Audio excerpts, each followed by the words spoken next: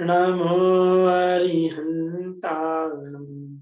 नमो सिद्धाणं नमो आयर्याणं नमो वज्रायाणं नमो लोये सर्वसाहुरम्। चलिए 16 काव्य हमारे हो चुके थे। मैं आप लोगों से कुछ प्रश्न पूछता हूँ, फिर हम अपने पाठ को आगे बढ़ाएंगे। ठीक है, हमने जो अभी तक 16 काव्य पढ़े हैं उसमें से ही कुछ सामान्य प्रश्न पूछता हूँ। देखिए, चलिए आप लोग हैंड रेस करना जिसको भी पता हो, है ना। हमने जो 14वें छंद में विश्व बिलोकी इस शब्द का अर्थ देखा था। कौन बताएगा विश्व बिलोकी मतलब क्या होता है?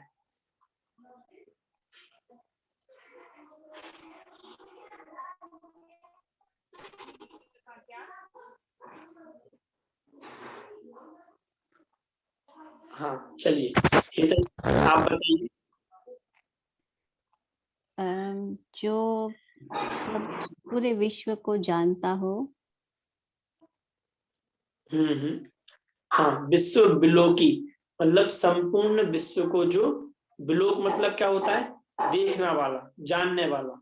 तो 3 लोक है ना, तीनों लोक और तीनों काल के संपूर्ण पदार्थों को एक साथ एक समय में जो जानता और देखता है उसको विश्व बिलोकी कहते हैं। चलिए बिल्कुल सही।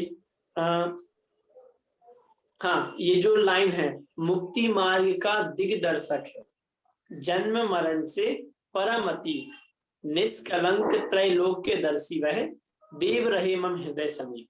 इस छंद का अर्थ कौन बताएगा? 15वें छंद का अर्थ।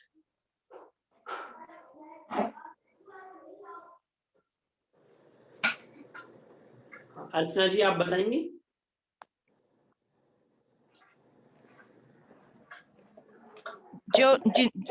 जिन्होंने हमें मुक्ति का मार्ग दिखाया है और जन्म मरण ही अपना परम सत्य है। मतलब जन्म मरण से नहीं, उसका नहीं पता, लेकिन जन्म मरण से परम अतीत मतलब जिन्होंने जन्म मरण का नाश कर दिया है। परम अतीत, अतीत मतलब उससे पार हो गए, मतलब अब जिनका जन्म और मरण नहीं होगा। देखो संसार में जो है ऐसे संसारी जीवों का जन्म मरण होता है, लेकिन उन्होंने तो संसार का अभाव कर दिया है, इसलिए वो जन्म मरण से अब परम अतीत हो गए। और वो आते ना 18 दोषों से रहित हैं, तो उनमें जन्म और मरण भी आते हैं, तो जन्म मरण से अब वो रहित हैं। और सेकंड लाइन निष्कलंक। निष्कलंक वो याद नहीं आ रहा, लेकिन वही ऐसे देव मेरे में हृदय में समीप रहे, ऐसा है। निष्कलंक मतलब होता है कलंक। कलंक मतलब हमने देखा था, कलंक मतलब होता है विकार, मोह राग द्वेष। तो उस मोह राग द्वेष से जो रहित है और त्रैलोक के दर्शी, त्रैलोक मतलब तीनों लोक को, हाँ तीनों लोक को देखने जानने वाले, ऐसे जो देव हैं वे मेरे हृदय में वास करें। चलिए थैंक यू। 16वें छंद में ये जो शब्द है निखिल विश्व के वशीकरण में, इस शब्द का अर्थ कौन बताएगा? हमने इसका विशेष रूप से देखा था, निखिल विश्व के वशीकरण में।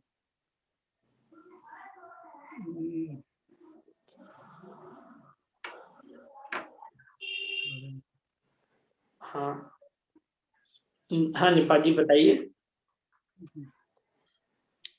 हाँ, सो निखिल विश्व के वशीकरण मतलब होता है कि पूरे विश्व के स्वामी, राग द्वेष से जो रहित है, वैसे संपूर्ण विश्व के स्वामी, ज्ञान रूपी अतीन्द्रिय देव है वो निखिल विश्व के स्वामी। हाँ, इस पद के हमने 2 प्रकार से अर्थ देखा था, अगर ख्याल में हो तो। चलिए मैं बताता हूँ। निखिल विश्व के वशीकरण में राग रहे ना द्वेष रहे। एक तो ये कि जिन्होंने संपूर्ण विश्व को अपने बस में कर लिया है, अर्थात जो निखिल मतलब होता है संपूर्ण, और जो संपूर्ण विश्व के स्वामी है। एक तो ये, दूसरा कि राग और द्वेष, तो राग और द्वेष की तरफ से ये विशेषण को देखें कि राग और द्वेष ने तीनों लोक को बस में कर लिया है, लेकिन उन भगवान ने उस राग और द्वेष का भी अभाव कर दिया है। मतलब ये जो पूरा विश्व है, ये संसार ही राग द्वेष के बस में है, और उन भगवान ने उस राग और द्वेष का भी अभाव कर दिया है। एक तो ये अर्थ। दूसरा कि वे भगवान, उन्होंने संपूर्ण विश्व को बस में कर लिया है, अर्थात वे संपूर्ण विश्व के स्वामी है। क्लियर? चलिए, अब हम हमारे जो आगे के छंद हैं, 17वें छंद से जो आगे के छंद हैं उनको अपन पढ़ेंगे। आप लोगों को यदि समझ में ना आए तो यदि किसी भी शब्द का अर्थ समझ में ना आए तो आप लोग मतलब बिना सोच के कि पूछे नहीं पूछे, ऐसा सोचे बिना पूछ लीजिए कीजिए, तो हम बीच में ही रोक के उसको पहले क्लियर करेंगे, फिर आगे बढ़ेंगे। ठीक है? चलिए, 17वें छंद से हम पढ़ेंगे। कोई पढ़ेगा? कौन पढ़ना चाहता है? हैंड रेज करें।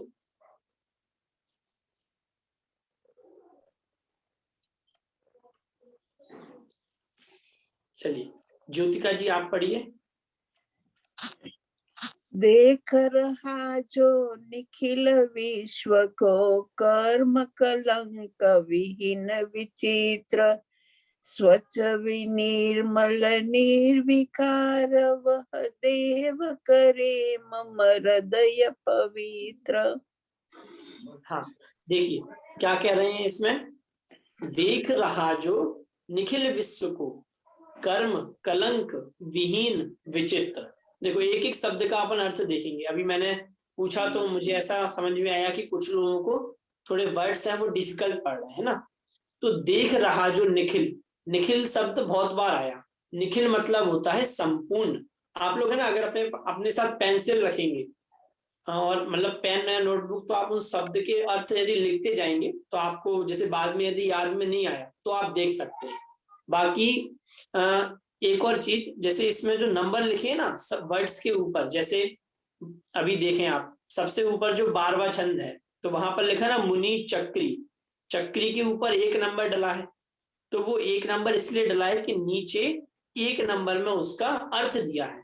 तो बहुत से जो डिफिकल्ट वर्ड हैं उनके अर्थ तो नीचे ही दिए हैं, और जो कुछ आते हैं अलग से जिनके नीचे नहीं दिए वो हम बता ही देते हैं।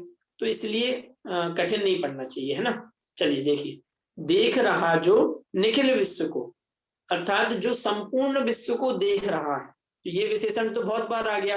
त्रैलोक के दर्शी में भी हमने समझा, विश्व विलोकी में भी हमने समझा। ठीक है, तो जो संपूर्ण विश्व को देख रहा है, जान रहा है।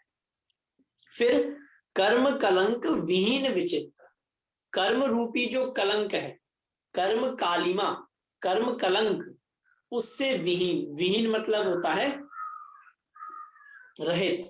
विहीन मतलब क्या होता है? रहित। रहित। और विचित्र मतलब कि अनेक स्वरूप को धारण किए हुए। अनेक स्वरूप को धारण किए हुए मतलब अनेक अतिशयवान, अनेक अतिशयशाली स्वरूप को धारण किए हुए। मतलब भगवान का स्वरूप कैसा है कि जिसमें अनेक अतिशय हैं। तो कर्म कलंक से विहीन है, विचित्र स्वभाव वाला है। फिर स्वच्छ भी निर्मल, वे कैसे हैं कि निर्मल अर्थात संपूर्ण मल से रहित हैं, स्वच्छ हैं।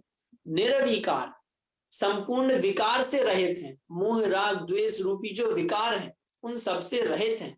ऐसे देव करे मम हृदय पवित्र, ऐसे देव मेरे हृदय को पवित्र करें। मेरे हृदय को पवित्र करें अर्थात मेरे हृदय में वास करें। मेरे हृदय में वास करें अर्थात मैं उनकी आज्ञा में चलूं, उनके बताए हुए मार्ग पर मैं चलूं। ठीक है, इस छंद में किसी को कुछ समझ में ना आया हो तो वो हैंड रेस करे।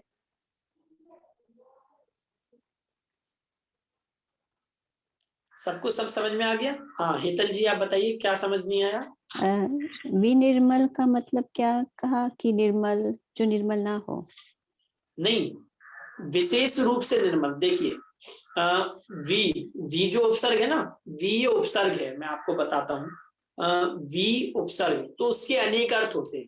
कभी वी जो आता है वो किस लिए आता है कि रहित के लिए आता है, और कभी वी का अर्थ होता है विशेष। तो वी निर्मल मतलब विशेष रूप से निर्मल है। और कभी वी किस लिए आता है कि रहित के लिए आता है, जैसे विहीन, तो विहीन वो रहित के लिए आया। और यहाँ पर बी उपसर्ग क्यों आया कि निर्मल है, कैसे, विशेष निर्मल है, मतलब अतिशय निर्मलता को धारण किए हुए है ना, निर्विकार और संपूर्ण विकार से रहित है। क्लियर है जल्दी?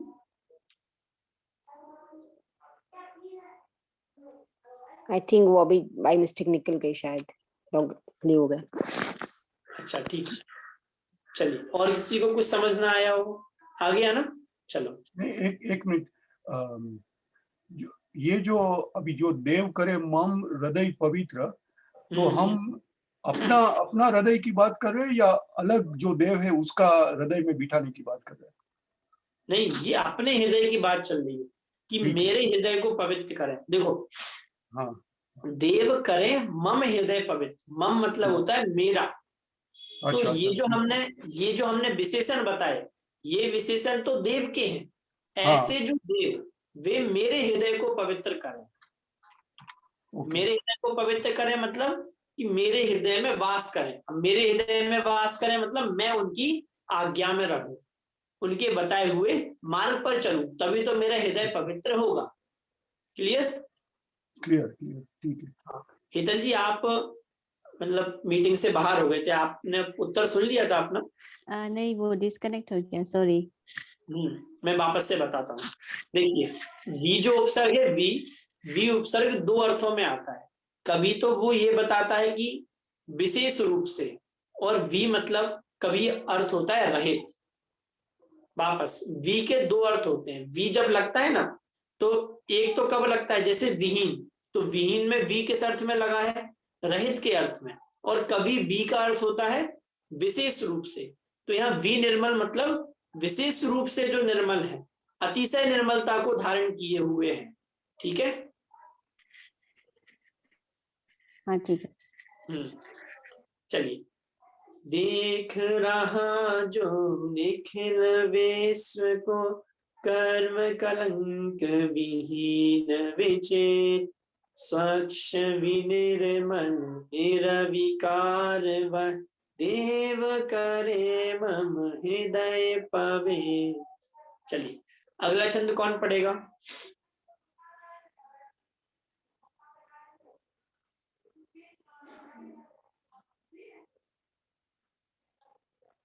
चलिए, हाँ, अर्चना जी आप पढ़िए।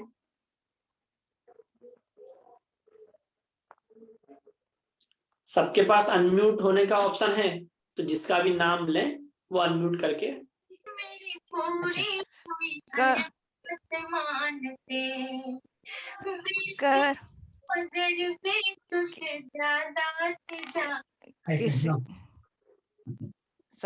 किसी का अनम्यूट।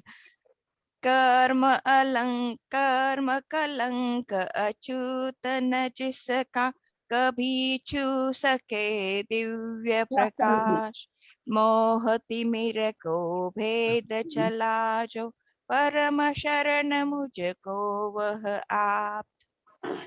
हाँ, देखिए इसमें क्या कह रहे हैं, कर्म कलंक अछूत न जिसका, मतलब जितने भी कर्म हैं, कर्म में है ना 3 प्रकार के कर्म होते हैं, आपने सुने होंगे, द्रव्य कर्म, भाव कर्म और नौ कर्म।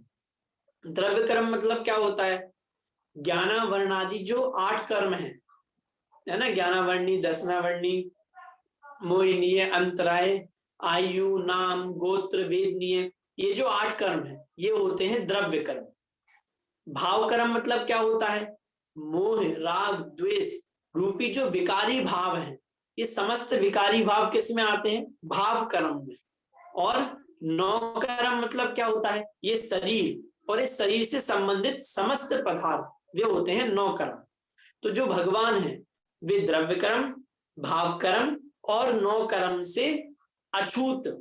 अछूत मतलब जिनको इन कर्म कलंकों ने कभी छुआ ही नहीं। अछूत मतलब, जैसे छूत मतलब होता है छूना, अछूत मतलब उनको कभी कर्म कलंक ने छुआ ही नहीं और कभी छू सके दिव्य प्रकाश। अब ये बात और समझना है कि चलो भैया ठीक है, कर्म कलंक ने जिनको कभी छुआ नहीं है, स्पर्श भी नहीं किया, ये तो हमें समझ में आया।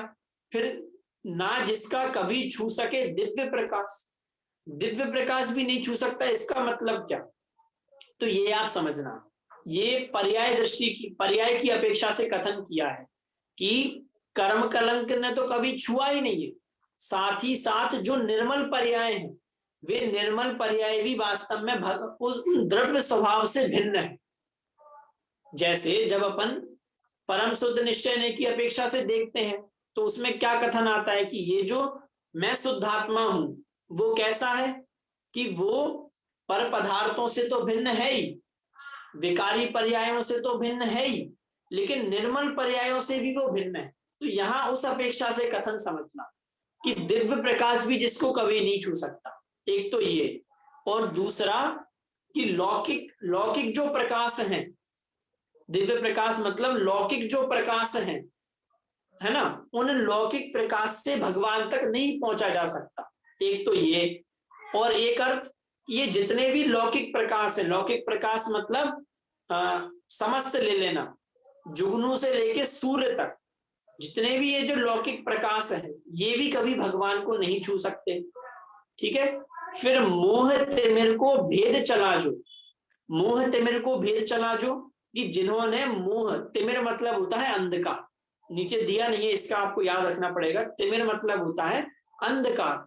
तो मोह रूपी अंधकार को जिन्होंने भेद दिया है ना, अपने ज्ञान प्रकाश से मोह रूपी अंधकार को जिन्होंने भेद दिया है, परम शरण मुझको वह आप, ऐसे जो आप्त, आप्त मतलब होता है देव, आप्त मतलब होता है भगवान, ऐसे आप्त मुझको अपनी शरण दें, मतलब मैं उनकी शरण में जाऊं, वे मुझको अपनी शरण में लें, ये इसका अर्थ है। इसमें किसी को कुछ समझ में ना आया हो तो वो हैंड रेज करे।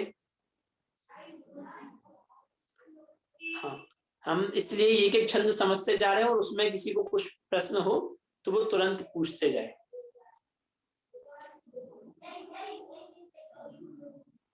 चलिए, इसमें सबको सब समझ में आ गया। फिर मैं पूछता हूं, इस पद का अर्थ कौन बताएगा? कभी छू सके दिव्य प्रकाश। अब किसी का हैंड रेज नहीं। हाँ चलिए, संदीप जी भाई साहब आप बताइए। जो पहले जो है, जो जिसी को कर्म ने कभी छुआ भी नहीं है, और जो प्रकाश जो है निर्मल पर्याय या और भी कोई प्रकाश जो छू नहीं सकता, इससे जो मोह तिमिर आपने जो बोला, जो डार्कनेस होता है उसका भी भेद नहीं हो सके, ऐसे भगवान के शरण में मैं चले जाऊं। हाँ देखिए, ये जो है ना कभी छू सके दिव्य प्रकाश, इसको एक बार मैं फिर से बता रहा हूँ, आप लोग बहुत अच्छे से समझे है ना। इसमें क्या क्या है ना, जिसका कभी छू सके दिव्य प्रकाश, कि जिसे दिव्य प्रकाश भी नहीं छू सकता। अब इसका क्या अर्थ है वो अपन को समझना है। दो तीन अर्थ हैं इसके, मैं तीनों अर्थ पूछूंगा। सबसे पहला अर्थ, दिव्य प्रकाश से लेना निर्मल पर्याय, कि वो परम शुद्ध निश्चय ने की अपेक्षा से देखा जाए तो वो निर्मल पर्यायों से भी भिन्न है। ठीक है।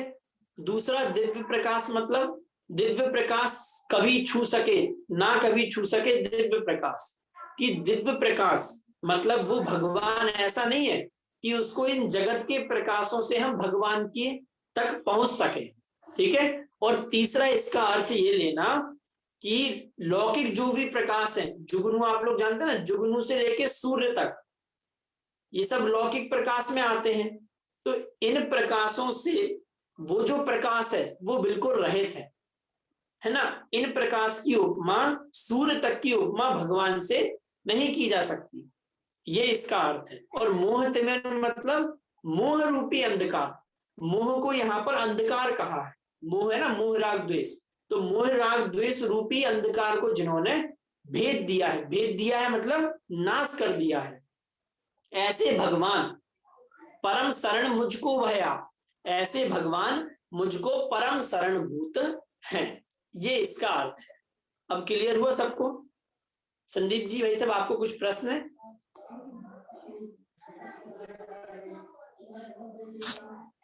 नहीं, कोई प्रश्न नहीं अभी, ठीक है। हाँ चलिए ठीक है। और किसी को कुछ समझ में ना आया हो? आ गया सबको समझ में? चलिए।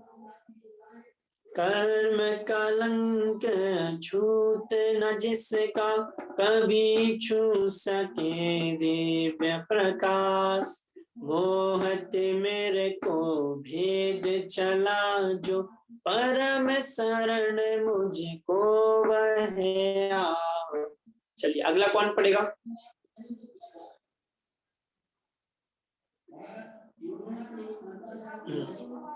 हाँ हेतल जी पढ़िए।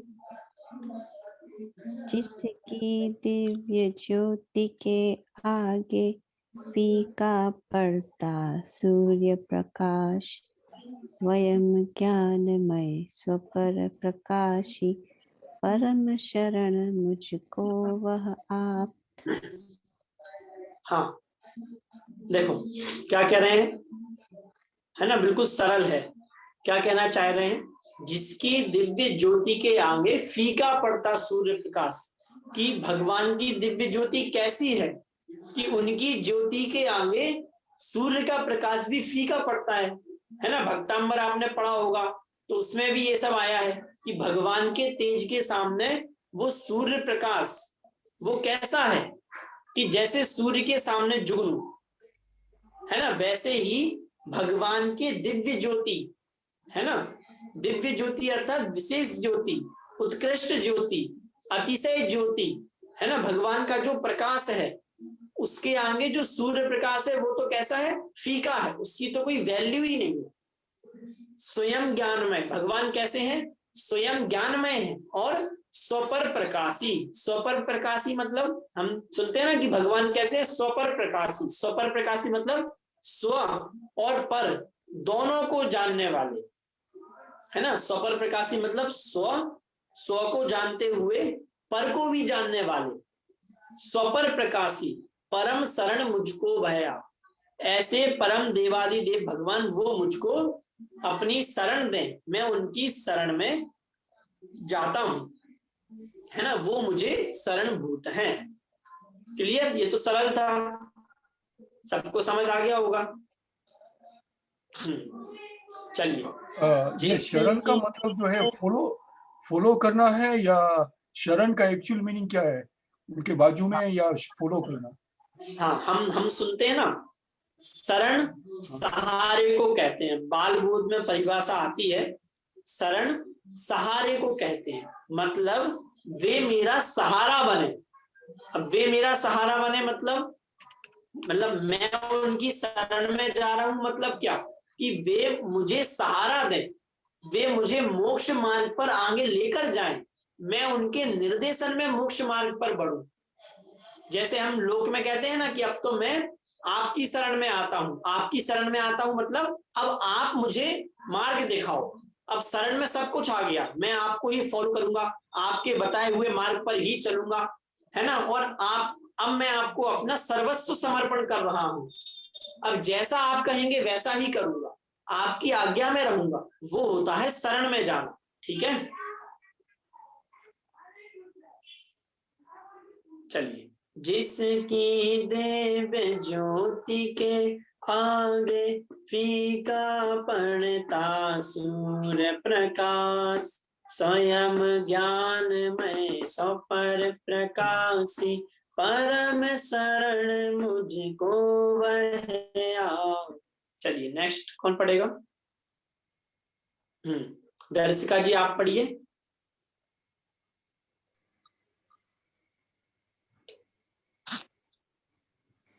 एक मिनट है भैया।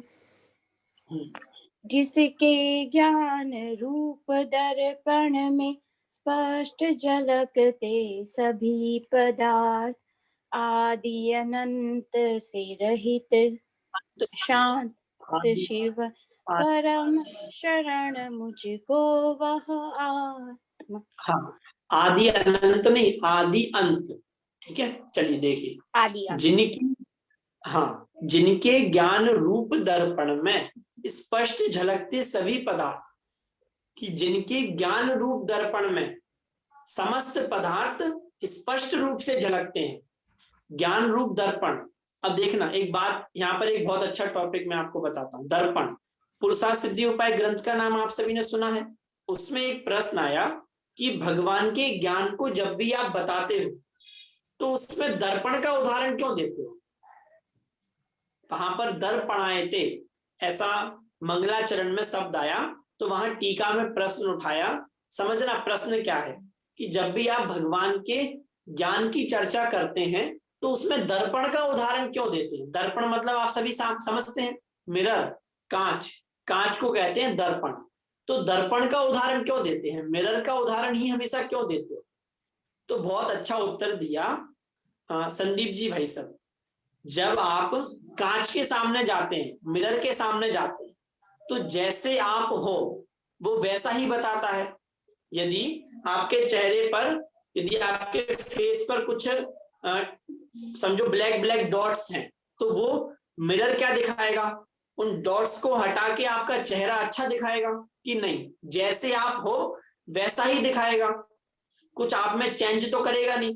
यदि आपका फेस पूरा क्लीन है तो क्लीन दिखाएगा, यदि उस पर कुछ कचड़ा लगा है तो वैसा दिखाएगा, है ना? फिर जब आप उस, देखना पूरी क्वालिटी, एक एक क्वालिटी देखना, फिर अपन इस पे घटाएंगे। हाँ, जैसे अपन ने पहला, तो वैसे ही भगवान के ज्ञान में भी पदार्थ जैसे हैं वैसे ही झलकते हैं। भगवान को किसी से राग या द्वेष नहीं है। भगवान के ज्ञान में ऐसा नहीं होता कि समझो उनका कोई रिश्तेदार है, अब उसका मरण अगर भगवान के ज्ञान में झलका तो वो उसको बदल दे। वो तो जैसा होने वाला है वैसा ही भगवान के ज्ञान में झलकता है, जो वास्तविकता है वही भगवान के ज्ञान में झलकती है। इसलिए मतलब वो ये समझाना चाह रहे हैं कि हमने मिरर का उदाहरण इसलिए दिया कि जैसे मिरर है, वो जो मिरर है वो वस्तु जैसी है उसको वैसा ही बताता है, वैसे ही भगवान का ज्ञान भी वैसा ही जानता है जो यथार्थता है। ठीक है। सेकंड, कि भगवान मतलब जैसे दर्पण है, तो ऐसा तो है नहीं कि आप वहां बैठे हैं तो दर्पण आपके पास आएगा आपको जानने के लिए, ऐसा तो नहीं है। आप जब दर्पण के सामने जाएंगे तभी तो वो आपको झलकाएगा, है ना? फिर आपको दर्पण में झलकने के लिए, मतलब जब आपको मिरर में अपना फेस देखना है तो फेस को मिरर के अंदर डालना पड़ता है, नहीं कि आप उसके सामने उसको बिना स्पर्श किए अपने फेस को देख लेते हो। वैसे ही उससे ये समझना, वैसे ही जो भगवान का ज्ञान है उस भगवान के ज्ञान में पर पदार्थ प्रवेश नहीं करते। जैसे भगवान के ज्ञान में टेबल दिखी तो टेबल भगवान के ज्ञान में घुस नहीं गई, भगवान ने उस टेबल को स्पर्श भी नहीं किया, स्पर्श किए बिना ही उसको जान लेता है। जैसे वो जो मिरर है वो पदार्थों को स्पर्श किए बिना ही उसको झलकाता है, वैसे ही भगवान के ज्ञान में भी वो पदार्थ स्पर्श हुए बिना ही भगवान उनको जानते हैं। तो ये सब जो क्वालिटी है वो सिमिलर है, मतलब दर्पण के समान है, इसलिए दर्पण का उदाहरण दिया जाता है, मिरर का उदाहरण दिया जाता है। तो जिसके ज्ञान रूप दर्पण में, कि भगवान के ज्ञान रूपी मिरर में स्पष्ट झलकते सभी पदार्थ। सभी पदार्थ कैसे झलकते हैं? स्पष्ट झलकते हैं, एकदम जैसे हैं वैसे के वैसे ही झलकते हैं। जो द्रव्य, उसके जितने गुण, उसकी जितनी पर्याय, उसकी जैसी पर्याय, वैसा का वैसा उस ज्ञान में झलकता है। इसलिए क्या लिखा? स्पष्ट झलकते सभी पदार्थ। ठीक है। फिर आदि अंत से रहित, वे भगवान कैसे हैं कि आदि अंत से रहित हैं। अपन कहते हैं ना भगवान अनादि अनंत है, तो भगवान कैसे हैं? आदि अंत से रहित हैं। शांत, शांत अर्थात परम शांत मुद्रा को धारण किए हुए शिव। याद रखना, शिव मतलब होता है कल्याणकारी, अर्थात स्वयं का तो कल्याण उनने कर ही लिया है और दूसरों का भी कल्याण करने वाले हैं। ऐसे जो आप्त, ऐसे जो भगवान हैं, मैं उनकी शरण में जाता हूं, वो मेरे शरणभूत हैं। क्लियर हुआ? इसमें किसी को कुछ समझ में ना आया हो तो हैंड रेस करें।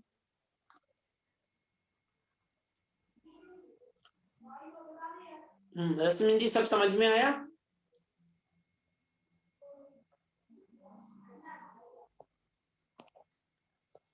चलिए, सबको सब क्लियर है?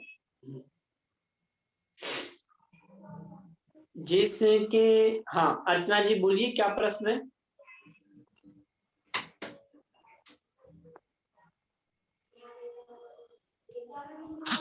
सॉरी, आप्त का मतलब तो लाइक एक्चुअली रिश्ता जैसे होता है ना, यहाँ पे क्या मतलब? आप्त मतलब रिश्ता नहीं, देखिए आप्त, आप्त मतलब होता है, संस्कृत में कहते हैं यो यत्र अवंचकः सा तत्र आप्तः। समझना कि जो जिस जगह में, जो जिस फील्ड में उत्कृष्ट है वो आप्त है ना। अब यहाँ पर मोक्ष मार्ग का प्रकरण चल रहा है, तो मोक्ष मार्ग में सबसे उत्कृष्ट कौन है? भगवान। इसलिए उन भगवान को आप्त कहा, है ना। आप्त मतलब देव, तो आप्त का शब्द सा अर्थ देव नहीं है, देव आप्त, आप्त देव का विशेषण है। तो देव को आप्त विशेषण क्यों दिया, यही आपका प्रश्न है। तो आप्त मतलब होता है यो यत्र अवंचकः सा तत्र आप्तः, कि जो जहां पर उत्कृष्ट है, जो कभी जिस फील्ड में ठगा नहीं जा सकता। जैसे कोई इंजीनियर है ना, तो वो इंजीनियर की फील्ड में ठगा नहीं जा सकता, उसको उस फील्ड में कोई पागल नहीं बना सकता। इसलिए जिसको इंजीनियरिंग का पूरा ज्ञान है वो इंजीनियर की फील्ड में आप्त है, ऐसा समझना। वैसे ही यहाँ मोक्ष मार्ग का प्रकरण चल रहा है, तो मोक्ष मार्ग में जो सबसे उत्कृष्ट है वो क्या है, वो कौन है? देव, जिनेंद्र देव। इसलिए जिनेंद्र देव को आप्त कहते हैं। क्लियर हुआ कुछ? हाँ भैया जी, आ गया समझ, थैंक यू। हाँ ठीक है। ये प्रश्न मतलब जैसे नॉर्मली तो हम यही सुनते हैं आप्त मतलब देव, लेकिन आप्त मतलब देव क्यों, आप्त का क्या अर्थ है, तो ये वास्तव में आप्त का अर्थ है। चलिए, जिसके ज्ञान रूप दर्पण में स्पष्ट झलकते सभी पदार्थ, आदि अंत से रहित शांत से परम शरण मुझको वह आओ। चलिए, नेक्स्ट छंद कौन पढ़ेगा? हाँ निपा जी पढ़िए।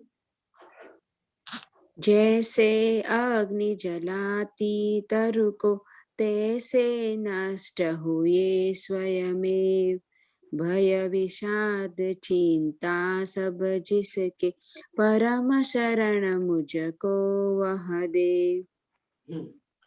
चलिए देखो आप क्या कह रहे हैं इसमें, जैसे अग्नि जलाती तरु को तैसे नष्ट हुए स्वयमेव, स्वयं मतलब स्वयं से ही, ऑटोमेटिक। जैसे जिस पेड़ में, तरु मतलब होता है वृक्ष, तरु मतलब होता है पेड़, तो जैसे पेड़ को अग्नि स्वयमेव जलाती है, ऑटोमेटिक जलाती है। ऑटोमेटिक मतलब समझो एक वृक्ष है, जंगल में एक पेड़ है, तो यदि कहीं से चिंगारी निकल के उस वृक्ष में लग गई तो वो जो अग्नि है वो ऑटोमेटिकली वो पूरे पेड़ को जला देगी। अब आपको अग्नि को लेके यहाँ लगाओ, फिर यहाँ लगाओ, फिर यहाँ लगाओ, ऐसा नहीं करना पड़ेगा।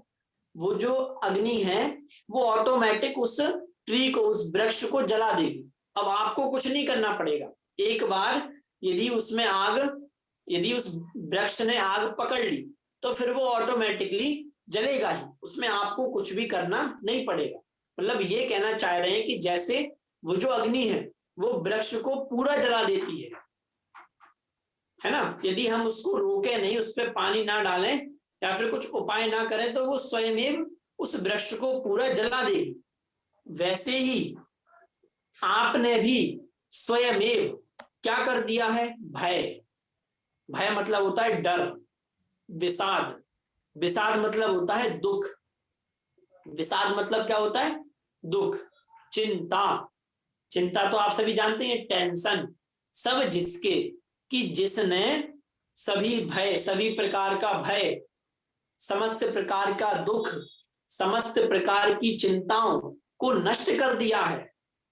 कैसा? उदाहरण में क्या दिया कि जैसे अग्नि वृक्ष को नष्ट कर देती है, जड़ से पूरा जला देती है, वैसे ही जिन्होंने संपूर्ण रूप से भय, विषाद, चिंता, इन सब का नाश कर दिया है, ऐसे जो भगवान हैं, ऐसे जो देव हैं, वे मुझे अपनी शरण में लें, वे मेरे शरणभूत हों। ठीक है। जैसे अग्नि जलाती तरु को, तैसे नष्ट हुए स्वयं, भय विषाद चिंता सब जिसके, परम शरण मुझको वह दे। चलिए पढ़िए जयश्री जी अगला।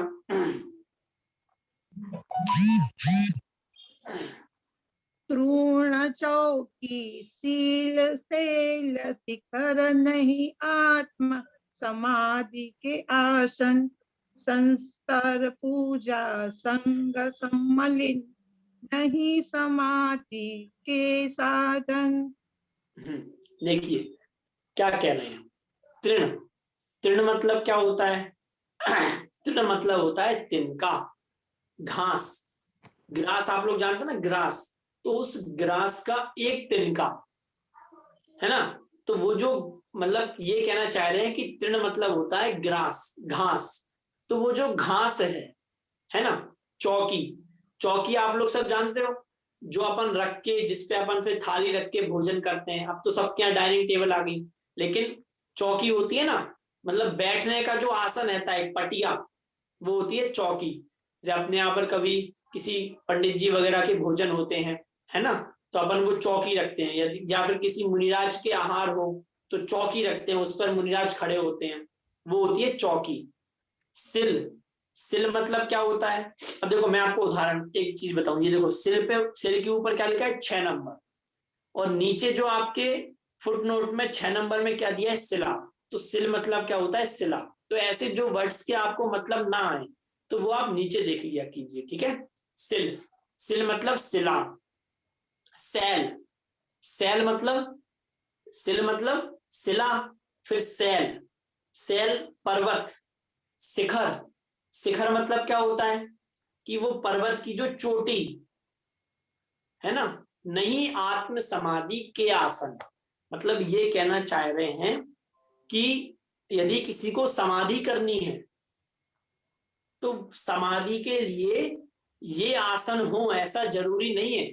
मतलब ये कहना चाह रहे हैं कि समाधि इन आसनों पर बैठकर ही की जा सकती हो ऐसा नहीं है। समाधि के लिए कोई भी आसन फिक्स नहीं है, ये आप समझो। देखो ये बात बहुत अच्छी बात है। समाधि मतलब क्या होता है? जैसे ही हम समाधि सुनते हैं तो सबके मन में एक सोच आ जाती है कि मरण का नाम समाधि है, लेकिन समाधि मरण नहीं, समाधि तो जीवन है। समाधि मतलब होता है साम्य भाव को धारण करना। देखो मैं सिद्ध करता हूं, सम अधि।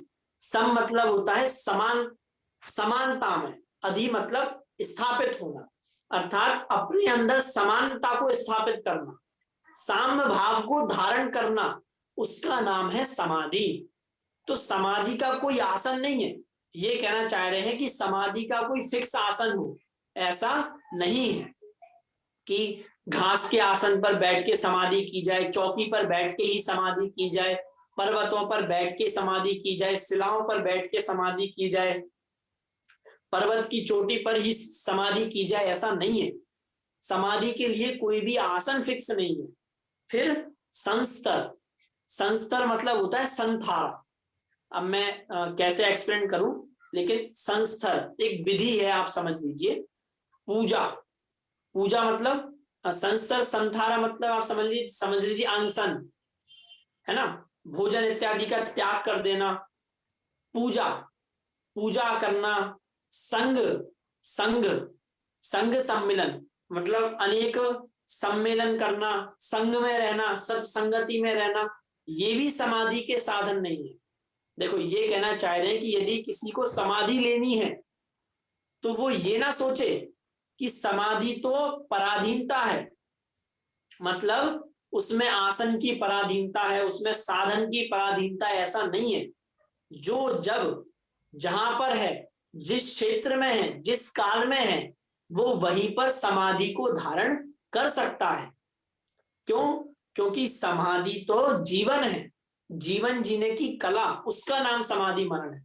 मतलब समाधि के नाम से आप लोग ये मत समझिए कि मरण के समय पर शांति से मरण करना वही समाधि है, ऐसा नहीं। जीवन भर साम्य भाव को धारण करना और फिर उसी साम्य भाव के साथ देह का त्याग करना, वो है समाधि।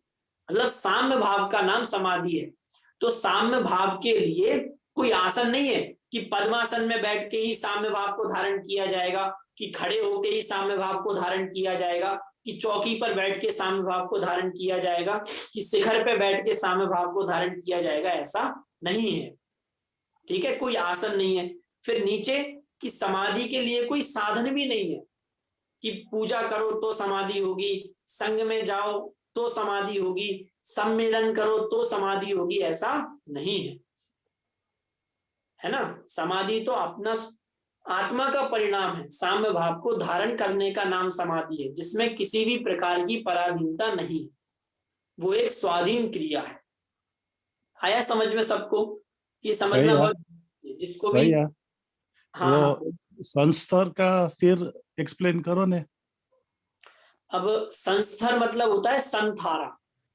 संथारा को और क्या कहते हैं, मैं मतलब थोड़ा एक्सप्लेन अभी नहीं कर पा रहा हूँ, मैं व्हाट्सएप पे मैसेज करता हूँ पूरी डिटेल में। बाकी संस्तर का शाब्दिक अर्थ होता है संथारा। अब Okay. संथारा मतलब और विशेष क्या होता है मैं आपको बाद में मैसेज करता हूँ, ठीक है। Thank you. हाँ स्वानुभव जी, ये जो समाधि का आपने जो बोला, क्या साम्य भाव को धारण करना, तो आपने और भी बोला कि ये जीवन जीने की कला है जो, तो ये मरण से, आई मीन मरण से है क्या उसका कनेक्शन? हाँ देखिए, ये मतलब एक अलग से ही टॉपिक है कि हाँ। समाधि है ना, समाधि वो सिर्फ मरण की प्रक्रिया नहीं है, समाधि तो वास्तव में जीवन है। तो फिर प्रश्न ये उठता है कि इसको मरण के साथ क्यों जोड़ा। हम बहुत बार सुनते हैं समाधि मरण, है ना, समाधि मरण पाठ भी लिखे गए हैं, तो इसको मरण के साथ क्यों जोड़ा, यही प्रश्न है ना। हाँ वही प्रश्न है। हाँ तो देखो, इसको भाई साहब ऐसे समझिए कि वास्तव में समाधि मतलब क्या होता है। समाधि मतलब साम्य भाव को धारण करना। तो एक बात मैं आपको बताऊं, इस जीव का वैसे तो प्रति समय मरण हो रहा है। प्रति समय मरण हो रहा है मतलब कि मरण मतलब क्या, कसाय भाव भी इस जीव का मरण है। मरण मतलब घात, है ना, और कसाय भाव से अपने आत्म परिणामों का, आत्म स्वभाव का घात होता है, इसलिए प्रति समय वास्तव में मरण हो रहा है। तो यदि समाधि मरण को मरण से भी जोड़े तो भी कि प्रति समय जो मरण हो रहा है, भाव मरण जो प्रति समय हो रहा है, उसमें साम्य भाव को धारण करना, तो इससे भी वो जो समाधि मरण है वो जीवन भर की प्रोसेस हो गई। एक तो ये। दूसरा मैं ये कहना चाह रहा हूं कि समाधि मरण वैसे तो वास्तव में समाधि जीवन है, मतलब जीवन भर अपने परिणामों को शांत रखना, वो वास्तव में समाधि है। लेकिन फिर मरण से क्यों जोड़ा, क्योंकि देखो वैसे तो जीवन से जोड़ना है कि जीवन भर जो आपके संयोग वियोग हो रहे हैं, है ना, कुछ संयोग, किसी पदार्थों का संयोग हो रहा है, किन्हीं पदार्थों का वियोग हो रहा है, तो उस समय भी साम्य भाव को धारण करना वो समाधि है। इसका मतलब वो इस अपेक्षा से देखा जाए तो समाधि जीवन भर की प्रोसेस है। लेकिन फिर मरण से क्यों जोड़ा, इस प्रश्न का उत्तर समझना बहुत जरूरी है कि मरण के समय सभी संयोगों का एक साथ वियोग होता है। समझना कि जैसे अभी आप हो, जिस एज में हो, तो छोटे से लेके अभी तक बहुत से पदार्थ आए होंगे, बहुत से मतलब संयोगों में सब लेना कि बहुत से परिवार के लोग आपसे मिले होंगे, कुछ बिछुड़ गए होंगे, है ना, आपकी प्रॉपर्टी में बहुत कुछ आया होगा, बहुत कुछ गया होगा, तो स्त्री पुत्र मकान धन कुटुंब व्यापार, इसमें बहुत कुछ मिला होगा और बहुत कुछ छूटा होगा। तो ये जो संयोग वियोग है ये चलता रहता है ना। तो इस सभी परिस्थितियों में आपको साम्य भाव धारण करना वो वास्तव में समाधि है। लेकिन मरण से इसलिए जोड़ा क्योंकि मरण के समय इन सभी संयोगों का एक साथ वियोग हो जाता है। जो जीव मर रहा है वो सभी जितने भी संयोग हैं उन सबका उससे एक साथ वियोग हो रहा है, सभी को एक साथ छोड़ रहा है। तो उस समय साम्य भाव को धारण करना कठिन हो जाता है। उस समय इस जीव के परिणाम अधिक विचलित होते हैं। उसको लगता है कि अब तो मैं इन सब कुछ को छोड़ के जा रहा हूं, तो उस समय परिणाम मलिन होते हैं। उस समय साम्य भाव को धारण करना मुश्किल होता है, इसलिए उसको मरण के साथ जोड़ दिया जाता है। लेकिन वास्तव में समाधि तो पूरे जीवन भर की प्रोसेस है। एक बार वापस से मैं शॉर्ट में बता रहा हूं। देखो, जैसे सभी समझे, सभी के जीवन में कुछ संयोग होते हैं कि किन्हीं पदार्थों का संयोग होता है, किन्हीं पदार्थों का वियोग होता है। मतलब कुछ पदार्थ आपको मिलते हैं, कुछ बिछुड़ते हैं, ये चलता रहता है ना।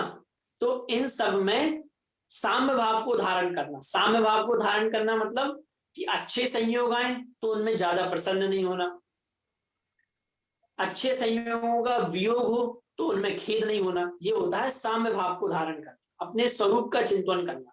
तो ये तो प्रति समय करना चाहिए, है ना। इसलिए समाधि तो वास्तव में पूरे जीवन भर करने जैसी चीज है। फिर मरण से क्यों जोड़ा? क्योंकि कुछ संयोग जाते हैं तो हम उस समय तो साम्य भाव धारण कर सकते हैं, लेकिन मरण के समय तो हमारा सब कुछ जा रहा है, तो उस समय हमारे परिणाम अधिक विचलित होते हैं। इसलिए उसको मरण से जोड़ा कि मरण के समय भी साम्य भाव को धारण करना चाहिए। इसलिए समाधि मरण, समाधि को मरण से जोड़ते हुए समाधि मरण पाठ और समाधि मरण पे अनेक चीजें लिखी गई। क्लियर हुआ आपको? किसने पूछा था प्रश्न? नहीं, क्लियर हुआ और थैंक यू। ये एक्सप्लेनेशन बहुत अच्छा है आपका, जो आपने जो बताया ना। हाँ, चलिए। तो सबको समझ में आया? ये मतलब बहुत समझने जैसी चीज है। क्यों? क्योंकि हम मतलब सबकी एक सोच बन गई है कि समाधि मतलब क्या, कि अंत में अपने मरण को सुधार लेना। तो हम तो जीवन भर कुछ भी करें और अंत समय में समाधि धारण कर लेंगे, तो ऐसा नहीं है। जीवन भर जिस व्यक्ति के परिणाम अच्छे होंगे, जीवन भर जिसने साम्य भाव को धारण किया होगा, वो ही तो अंत में समाधि पूर्वक मरण कर सकेगा। ऐसा थोड़ी ना होगा कि जीवन भर आप पाप करते रहो, स्वच्छंद रूप से प्रवृत्ति करते रहो और अंत में हम समाधि धारण कर लेंगे तो हमारा भाव सुधर जाएगा। ऐसा थोड़ी ना है। आपको जीवन भर अपने परिणामों में समता भाव को धारण करना होगा, तभी तो आप मरण के समय भी साम्य भाव को धारण कर पाएंगे। अब इस छंद में क्या समझा रहे हैं कि वो जो साम्य भाव धारण करने के लिए आपको किसी पर्टिकुलर आसन की आवश्यकता नहीं है कि इस आसन में ही आप साम्य भाव धारण कर सकोगे। किसी साधन की भी जरूरत नहीं है, वो तो स्वाधीन क्रिया है। सबको क्लियर हुआ? हाँ जी। दीपा जी?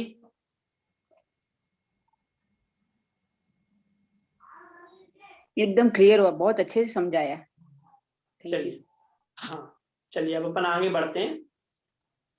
तृण चौकी सिर सैल शिखर नहीं, आत्म समाधि के आसन, संस्तर पूजा संग सम्मिलन, नहीं समाधि के साधन। चलिए नेक्स्ट कौन पढ़ेगा? इसका अभी तक टर्न ना आया। मैं पढ़ूंगा। हाँ पढ़िए। इष्ट वियोग अनिष्ट योग में विशेष मनाता है मातम। इसमें विश्व मनाता है, ये सा के ऊपर वो गलती से है, मिसप्रिंट है। विश्व मनाता है मातम, विश्व मनाता है मातम, हेय सभी है विश्व वासना, उपादेय निर्मल आत्म। देखिए क्या कह रहे हैं, बहुत अच्छा छंद ये भी है। इष्ट वियोग अनिष्ट योग। इष्ट वियोग मतलब इष्ट मतलब जो हमें अच्छा लगता है उसका वियोग होना, वो हमसे दूर जाना। और अनिष्ट योग मतलब कि जो हमें खराब लगता है ना, उसका योग होना, वो हमारे नजीक आना। तो ऐसा जब होता है तो उसमें सारा जो विश्व है वो क्या करता है कि वो शोक मनाता है। समझना, जो चीज मातम जो लिखा है ना, मातम मतलब होता है शोक, मतलब दुख, है ना, खेद होना। तो जब इष्ट का वियोग होता है, मतलब जो चीज आपको अच्छी लगती है ना, जिसे आप पसंद करते हैं, जिन संयोगों से स्नेह करते हैं, जिसमें प्रीति रखते हैं, वो यदि आपसे दूर जाए, और जिन संयोगों से आप नफरत करते हैं, जो संयोग आपको अच्छे नहीं लगते, वो यदि आपके नजीक आए, तो ऐसा जब होता है तब सारा विश्व क्या करता है कि सारा विश्व ऐसी परिस्थिति में शोक करता है, दुखी होता है, रोता है। ये सभी है विश्व वासना। कि ये जो विश्व वासना है, ये विश्व की जो आदत है, ये संपूर्ण विश्व में फैली हुई जो वासना है, ये है। हे मतलब ये छोड़ने योग्य है। उपादेय निर्मल आत्म, अपना जो निर्मल आत्म है वो ही वास्तव में उपादेय है। हे मतलब होता है छोड़ने योग्य, और उपादेय मतलब ग्रहण करने योग्य। कि ये जो विश्व की वासना है ना, पंच इंद्रिय विषयों की जो वासना है, ये संपूर्ण विश्व की वासना है। ये कैसी है कि ये तो छोड़ने योग्य है। एकमात्र अपनी आत्मा वो ही उपादेय है, वो आत्मा ही शरणभूत है, उस आत्मा का ही आश्रय करना चाहिए। और ऊपर की पंक्ति में ये प्रेरणा देना चाह रहे हैं कि सारा जो विश्व है वो तो एक लाइन में चल रहा है, लेकिन जो ज्ञानी जीव हैं उनकी प्रवृत्ति देखो, जैसे भेड़ बकरी कैसे होते हैं कि वो एक ही लाइन में चलते हैं, है ना, और उसी का अनुसरण करते हैं। लेकिन जो शेर होता है वो क्या करता है कि वो अपना एक उन सबसे भिन्न, एक अलग निराला चलता है। वैसे ही ये कहना चाह रहे हैं कि जो विश्व है वो तो भेड़ बकरी की चाल में एक जैसे ही कार्य कर रहा है। क्या कर रहा है कि जब इष्ट का संयोग होता है तो खुश होता है, इष्ट का वियोग, हाँ, इष्ट का संयोग होता है तो खुश होता है, इष्ट का वियोग होता है तो रोता है, अनिष्ट का संयोग होता है तो रोता है, अनिष्ट का वियोग होता है तो हंसता है। तो हंसना रोना यही काम करता रहता है, साम्य भाव को धारण नहीं करता। लेकिन जो ज्ञानी जीव हैं वो क्या करते हैं कि इष्ट अनिष्ट संयोग वियोग में वो साम्य भाव को धारण करते हैं। ये जो विश्व की वासना है ये कैसी है कि ये है, छोड़ने योग्य है। एकमात्र अपना जो शुद्धात्मा है, निर्मल आत्मा है, वो ही वास्तव में उपादेय है, उसका ही आश्रय लेना चाहिए। इष्ट वियोग अनिष्ट योग में विश्व मनाता है मातम, हे सभी है विश्व वासना, उपादेय निर्मल आत्म। चलिए, समझ में आया सबको? अभी तक जो हमने पढ़ा उसमें से यदि कुछ समझ में ना आया हो तो पूछिए, इस छंद में से यदि कुछ समझ में ना आया हो तो।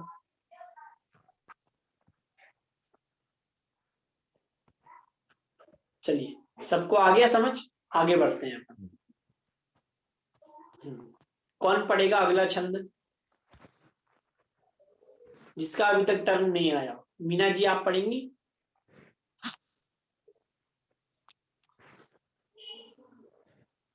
नहीं मेरा और न बाह्य जगत का में, यह निश्चय कर छोड़ बाह्य को, मुक्ति है तू नित स्वस्थ रमे। हाँ, देखिए, मतलब इसके तो एक एक छंद बहुत अच्छे हैं। इसलिए मैंने आपको पिछली क्लास में कहा था ना कि ये जो पूरा पाठ है ये बार बार सुनने जैसा, समझने जैसा, याद करने जैसा है ना। मतलब और कुछ अलग अपन को अलग से करना भी नहीं है। जैसे अपन अभी 2 बार पढ़ रहे हैं, अर्थ समझ रहे हैं, तो थोड़ा तो अपने दिमाग में बैठ ही जाता है। फिर आप लोग कभी ऑफिस गए तो इस पाठ को चला लिया, है ना, इसको ही सुन लिया तो ये आपको याद होगा। और फिर आप जब गुनगुनाएंगे, उस पर चिंतन करेंगे, मनन करेंगे, तो आपको भी आनंद आएगा। देखिए क्या कह रहे हैं, बाह्य जगत कुछ भी नहीं मेरा और न बाह्य जगत का मैं। कि बाह्य जगत कुछ भी नहीं मेरा, बाह्य जगत मेरा कुछ भी नहीं है और ना बाह्य जगत का मैं, मतलब ना तो मैं बाह्य जगत का हूं, ना बाह्य जगत मेरा है। ये जो दिख रहा है सब कुछ, ये वास्तव में इसमें मेरा कुछ भी नहीं है और मैं इनका भी नहीं हूं, है ना। समय सार में आया कि पर पदार्थ मेरे हैं और मैं पर पदार्थ का हूं, ऐसी जो मान्यता है वो अज्ञानी है। पर पदार्थों में एकत्व, ममत्व, कर्तृत्व, भोक्तृत्व जो कर रहा है वो वास्तव में कौन है, कि वो अज्ञानी है। क्यों? क्योंकि वास्तविकता क्या है, ज्ञानी कुछ अलग नहीं जानता, ज्ञानी जो सच्चाई है उसको जानता है, जो वस्तु स्वरूप है उसको जानता है, वो ज्ञानी है। तो वास्तविकता क्या है कि बाह्य जगत मेरा है ही नहीं और मैं भी बाह्य जगत का नहीं हूं, ये प्रैक्टिकली सिद्ध है। तो जब पर पदार्थ मेरा है ही नहीं तो उसको मैं अपना क्यों मानूं? तो जो वास्तविकता है ज्ञानी सिर्फ उसको ही मानता है, ज्ञानी कुछ अलग नहीं मानता। यह निश्चय कर छोड़ बाह्य को, ऐसा मैं निश्चय कर लूं कि वास्तव में पर पदार्थ में मेरा कुछ भी नहीं है और मैं पर पदार्थ का नहीं हूं, ऐसा जो निश्चय कर ले, यहां पर प्रेरणा दे रहे हैं कि ऐसा निश्चय करके छोड़ बाह्य को, पर पदार्थों को छोड़ के मुक्ति हेतु नित स्वस्थ रमे। अब देखो, मुक्ति हेतु मतलब मोक्ष के लिए अर्थात मुक्त होने के लिए अर्थात सुखी होने के लिए नित स्वस्थ रमे।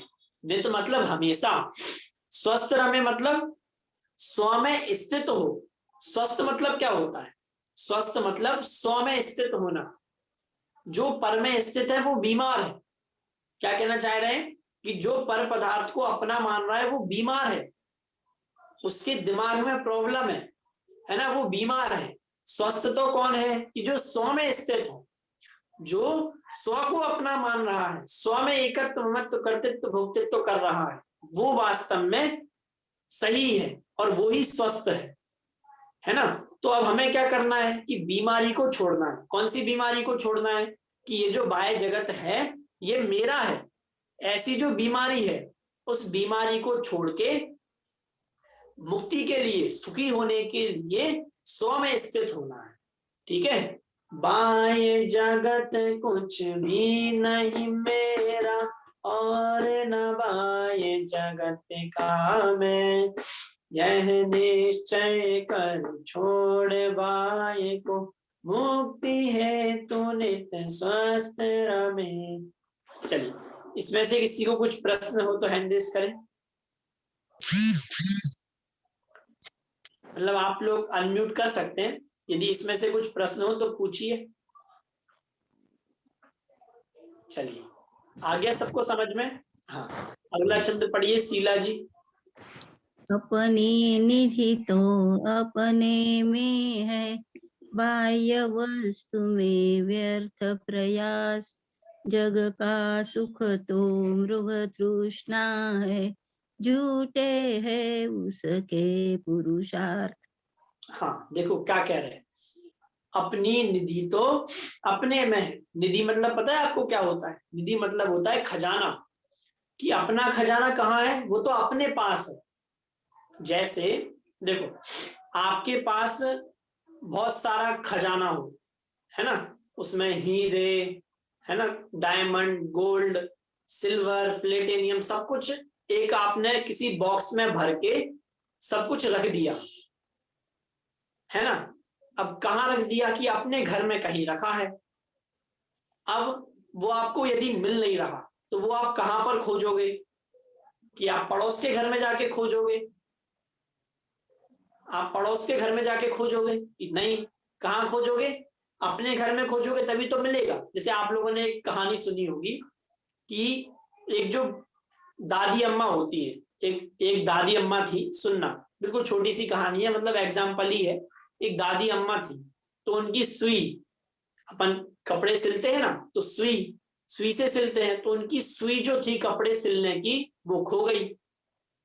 अब खोई कहाँ थी कि घर पे ही कहीं पर वो जा रही थी और उनके हाथ से गिर के खो गई। अब गांव था तो घर रात का समय था, तो घर पे क्या नहीं था कि घर पे उजाला नहीं था, तो अब उजाला तो था नहीं, है ना, उजाला है नहीं तो वो अब उसको ढूंढ नहीं सकती।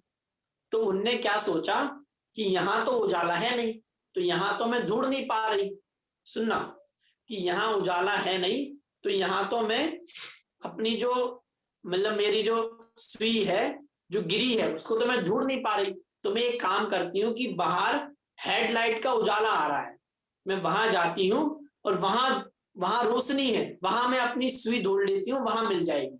तो वो गई और बाहर ढूंढ रही थी, बहुत देर ढूंढी, 1 घंटा हो गया, 2 घंटा हो गया, तब से वो ढूंढ ही रही थी और बहुत मेहनत कर रही थी। ऐसा नहीं कि आलसी हूँ, बहुत मेहनत से वो अपनी सुई को घर के बाहर हेडलाइट के नीचे ढूंढ रही थी। अब कोई एक समझदार पुरुष आया, उनने कहा कि अम्मा क्या कर रहे हो आप? तो उनने कहा कि मेरी सुई गिर गई है, मैं उसको ढूंढ रही हूं। तो उनने पूछा कि सुई कहाँ गिरी? तो अम्मा ने कहा घर पर। तो उस व्यक्ति ने कहा तो सुई यदि घर पे गिरी है तो आप यहाँ क्यों ढूंढ रही? कि उनने कहा कि सही बात है कि घर पे तो उजाला है ही नहीं, घर पे उजाला नहीं है तो मैं घर पे कैसे ढूंढूं, उजाला तो यहाँ पर है इसलिए यहाँ पर ढूंढ रही हूँ। तो उनने कहा कि सुई जब यहाँ पर गिरी नहीं तो मिलेगी कैसे? जहां पर सुई है वहीं पर तो मिलेगी, है ना। तो ये इससे मैं क्या समझाना चाह रहा हूं कि अपनी निधि तो अपने में है, बाह्य वस्तु में व्यर्थ प्रयास, की वास्तव में जो हमारी निधि है वो कहाँ है कि वो हमारे में ही है, हमारा सुख हमारे में है। तो इसका मतलब हमारा सुख हमें हमसे ही मिलेगा, लेकिन हम क्या कर रहे हैं कि हम हमारे सुख को बाहर ढूंढ रहे हैं और बहुत मेहनत कर रहे हैं, दिन रात मेहनत कर रहे हैं। लेकिन यहाँ पर ये समझाना चाह रहे हैं कि आपकी निधि आपके पास ही है। बाह्य वस्तु में व्यर्थ प्रयास, बाहर में ढूंढने का आप व्यर्थ में ही प्रयास कर रहे हो। बाहर आपको आपका निधि, आपका खजाना, आपका सुख, आपका ज्ञान आपको बाहर मिल ही नहीं सकता। तो अपनी निधि तो अपने में है, बाह्य वस्तु में व्यर्थ प्रयास। जग का सुख तो मृग तृष्णा है, झूठे हैं उसके पुरुषार्थ। कि जग का सुख कैसा है? जग का सुख तो मृग तृष्णा है। आप लोगों ने बहुत बार मृग तृष्णा सुना होगा, कोई मुझे बताएगा मृग तृष्णा मतलब क्या होता है? मृग तृष्णा का उदाहरण क्यों दिया जाता है, कौन बताएगा? इसको हम इंग्लिश में मिराज बोलते हैं। जो आपको डेजर्ट होता है ना, वहाँ कुछ दिखता है लेकिन आप चले जाओ तो कुछ होता नहीं है उधर। बिल्कुल सही। हाँ, मृग तृष्णा मतलब होता है कि, हाँ चलो अर्चना जी आप बताइए, आप हैंड रेज कर रहे हैं। जैसे कि डेजर्ट में जब मृग को प्यास लगती है तो उसको दूर दूर तक पानी दिखाई देता है, लेकिन वो पानी नहीं रहता है वहां पे, उसका लाइक मृगजल बोलते हैं। मतलब अपन लोग जैसे ध्यान हो, जैसे इस मृग तृष्णा को ही समझते हैं। चलो एक हिरन है ना, तो हिरन को बहुत तेज प्यास लगती है, बहुत तेज प्यास लगती है। अब साइंस में आपने पढ़ा होगा कि जो डेजर्ट होता है तो उस पे यदि सूर्य की रोशनी पड़े, है ना, तो उसके कारण से वो जो, अगर अपन दूर से देखें तो वहां ऐसा चमकता है कि जैसे वहां पर बहुत सारा जल हो, बहुत सारा पानी हो। तो वो जो हिरन है, अब उसको इतनी तो समझ है नहीं, तो उसको क्या दिखता है कि वहां पर दूर पानी है, तो वो क्या करता है, भागता भागता जाता है कि अब तो मुझे पानी मिल गया। भागता भागता जाता है, वहां जाता है तो पता चलता है कि अरे यहाँ पर तो पानी था ही नहीं। फिर वो देखता है कि अच्छा अभी तो और दूर है, मैं गलत समझा था, वहां पर है, यहाँ पर नहीं, थोड़ा सा और मुझे जाना पड़ेगा। तो वो और जाता है, किस उम्मीद में जा रहा है कि मुझे पानी मिल जाएगा। अब जबकि वहां पानी है ही नहीं, वो भागता जाता है, फिर वहां पहुंचा, अरे यहाँ पर भी नहीं, और आगे है, फिर भागता गया, यहाँ पर भी नहीं, और आगे। ऐसा करता करता करता करता वो पानी की खोज में अपने प्राणों को त्याग देता है। अब जग का सुख, वैसे ही जगत के जीव भी ऐसा करते हैं, ये तो ऐसा कह रहे हैं, तो हम भी तो इस जगत में हैं, मतलब हम भी ऐसा करते हैं। हाँ, हम भी ऐसा करते हैं। कैसे? हम सोचते हैं कि अच्छा अभी मुझे एक बंगला लेना पड़ेगा तो मैं सुखी हो जाऊंगा, तो हम बहुत मेहनत कर करके एक बंगला लेते हैं, है ना। जब हम एक बंगला ले लेते हैं तो हम सोचते हैं अरे अभी तक तो मैं सुखी हुआ ही नहीं, मैं तो भूल गया, मुझे 2 बंगला लेना पड़ेंगे तब मैं सुखी होऊंगा। अच्छा ठीक है, बहुत मेहनत करके 2 बंगला ले लिया, अरे 2 बंगले में भी सुख नहीं है, मुझे एक कार और लेनी पड़ेगी, मैं कार ले लेता हूँ, कार ले ली, अरे अभी भी मैं सुखी नहीं हुआ, मैं ऐसा कर लेता हूँ। ऐसे करते करते करते करते वो हिरण के समान मूर्खता में क्या करता है, अपना पूरा जीवन व्यर्थ ही गमा देता है और अंत में प्राण त्याग करके सब कुछ यहाँ का यहीं पर छोड़ के चला जाता है। अब मनुष्य भव कितना दुर्लभ था, मनुष्य भव की दुर्लभता बताते हुए कार्तिक अनुप्रेक्षा में लिखा कि जैसे समझो आप यदि एक मतलब समझो हीरा का एक कण यदि आप समुद्र में फेंक दो तो वो मिलना जितना दुर्लभ है, वास्तव में एक मनुष्य पर्याय मिलना उतना ही दुर्लभ है। लेकिन ये जो जीव है वो इस मनुष्य पर्याय को मृग तृष्णा की भांति पूरा गमा देता है। और झूठे हैं इसके पुरुषार्थ, कि पुरुषार्थ तो बहुत कर रहा है, सुखी होने का बहुत पुरुषार्थ कर रहा है। हम वो सुनते हैं ना, सुख प्राप्ति हेतु प्रयत्न करता सुख जाता दूर है। जैसे वो जो हिरण है वो प्यास बुझाने का काम, प्यास बुझाने के लिए भाग रहा है, लेकिन जैसे जैसे भागता है प्यास और बढ़ती जाती है। वैसे ही ये जीव सुखी होना चाहता है, लेकिन कैसे, कि पंच इंद्रिय के विषय भोगों की पूर्ति करके सुखी होना चाहता है। इस कारण से वो पंच इंद्रिय के विषय भोगों की इच्छा भी पूर्ण नहीं होती और ये भी भटकते भटकते मनुष्य भव को बर्बाद कर देता है। तो ये कहना चाह रहे हैं कि अपनी निधि तो अपने में ही है, बाहर प्रयास करने की कोई भी आवश्यकता नहीं है। अपनी निधि तो अपने में है, बाह्य वस्तु में व्यर्थ प्रयास, जग का सुख तो मृग तृष्णा है, झूठे हैं उसके पुरुषार्थ। चलिए कौन पढ़ेगा अगला छंद?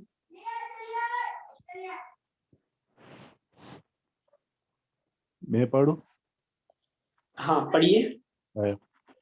अक्षय है शाश्वत है आत्मा, निर्मल ज्ञान स्वभावी है, जो कुछ बाहर है सब पर है, कर कर्माधीन विनाशी है।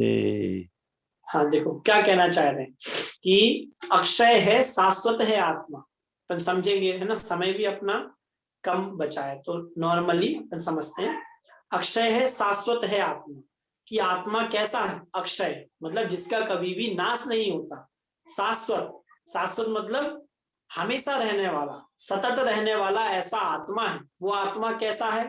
निर्मल है, समस्त प्रकार के मल से रहित है, ज्ञान स्वभावी है। इसका स्वभाव कैसा है? ज्ञान स्वभाव है। जो ऐसा आत्मा है और बाहर जो कुछ भी है वो कैसा है? सब कि बाहर जो कुछ भी है वो सब कुछ पर है, वो मेरा नहीं है, और वो कर्माधीन है, अर्थात कर्म के अधीन है और विनाशी है। मेरा आत्मा तो कैसा है? अक्षय है, शाश्वत है, लेकिन जो कुछ भी बाहर है, जो कुछ पर दिख रहा है, वो सब कैसा है कि वो विनाशिक है, वो अक्षय नहीं है, वो शाश्वत नहीं है, वो तो कर्माधीन है और विनाशी है। ठीक है, अक्षय है, शाश्वत है आत्मा, निर्मल ज्ञान स्वभावी है, जो कुछ बाहर है सब पर है, कर्माधीन विनाशी है। चलिए अगला कौन पढ़ेगा जिसका अभी तक टर्न ना आया हो? प्रजाक्ता जी आप पढ़ेंगे? पढ़ेंगे? हाँ यस।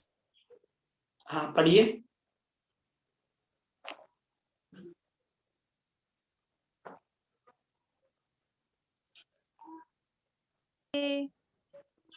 चर्म दूर होने पर तन से रोम समूह रहे कैसे। हाँ देखिए, तन से जिसका एक नहीं हो, सुततीय मित्रों से कैसे। समझना कि तन, तन मतलब होता है ये शरीर, तो शरीर से जिसका एक नहीं है, एक मतलब होता है एकत्व, कि जो अपने शरीर से एकत्व नहीं करता वो सुत, सुत मतलब होता है पुत्र, और तीय मतलब होता है स्त्री, पत्नी। और मित्रों से कैसे, कि जो अपने शरीर से एकत्व नहीं करता वो अपने सुत, अपने पुत्रों से, अपनी पत्नी से, अपने मित्रों से एकत्व नहीं कर सकता। क्यों? क्योंकि वो तन से ही एकत्व नहीं करता।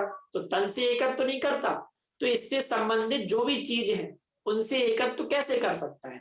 उदाहरण क्या दिया कि जिसके शरीर का नाश हो गया, तो ये शरीर के ऊपर जो रोम है, जिसने शरीर को छोड़ दिया तो उसके ऊपर जो रोम है वो तो अपने आप ही छूट जाएंगे। क्यों? क्योंकि वो तो शरीर के ऊपर है, तो शरीर गया तो रोम भी चले गए।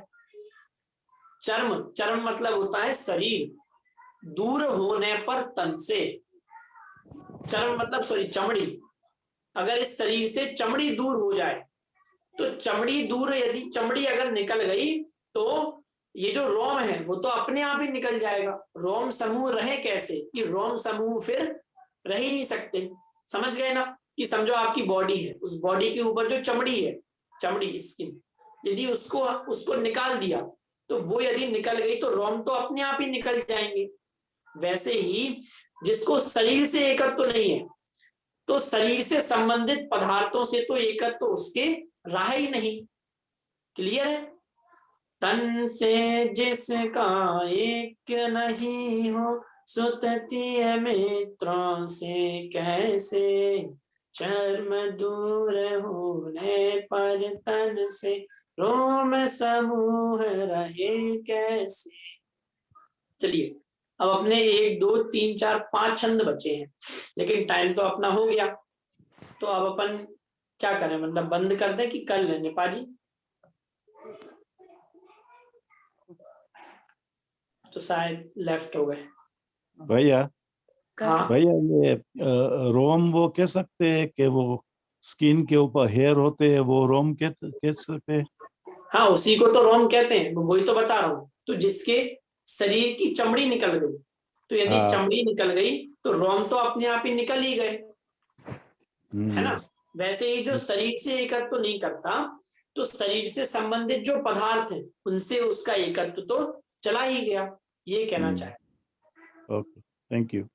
हाँ, अब आपका टाइम तो हो चुका है, तो अपन एक काम करते हैं, जो 5 छंद हैं ये अगली क्लास में फिर इनको पूरा करेंगे, है ना? और फिर हमारा जो नया चैप्टर है वो भी हम अगली क्लास में शुरू करेंगे, क्योंकि फिर टाइम से ज्यादा लेना तो सही नहीं है। चलिए, तो फिर अपन अभी यहीं पर स्टॉप करते हैं, ठीक है? चलिए, सभी को जय जिनेंद्र, सभी आपस में एक दूसरे को भी जय जिनेंद्र करें। जय जिनेंद्र। जय जिनेंद्र। जय जिनेंद्र। जय जय जिनेंद्र। जय जिनेंद्र। हाँ, और आप लोगों को यदि मतलब जितने छंद अपन ने पढ़े हैं उसमें से भी यदि कुछ समझ में ना आया हो तो वो व्हाट्सएप पे आप मैसेज कर दीजिए, उसका उत्तर आपको दे देंगे, ठीक है? चलिए, और वो जो संस्तर मतलब संतारा था उसका भी डिस्क्रिप्शन में ग्रुप पे अभी आपको भेजता हूँ। जय हिंद। Thank you. जय जिनेंद्र।